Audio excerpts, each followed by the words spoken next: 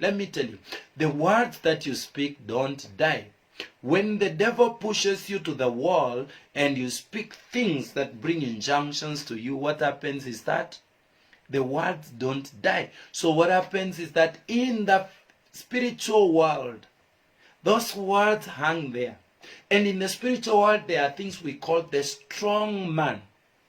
Jesus said, nobody can rob a strong man until he enters his house, subdues him, binds him, and now he can rob his house. He can plunder him. So there are strong men. And the work of the strong men are to enforce the promulgations in the kingdom. And the promulgations are from the words. When Uhuru Kenyatta, the president of Kenya, says Kenya is under lockdown, it is not him who enforces. There are strong men, the commanders in the police force, the commanders in the military, who will ensure that his word is enforced. And whether you are small or you are big, you will be subject to that word. So when you speak, there are spiritual strong men who take your words and start enforcing them.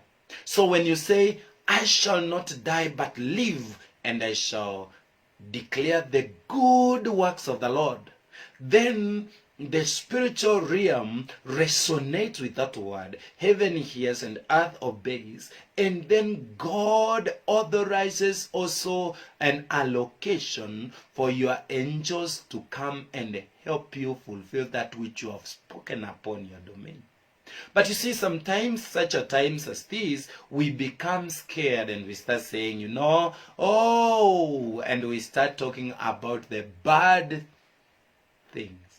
David said, I'll not die but live, and I'll proclaim the good works of the Lord. He did not say I'll proclaim the bad works of King Saul because King Saul was pursuing him. He did not say I'll proclaim the bad works of the wilderness experience because he was a fugitive in the wilderness. No, he said, I shall not die.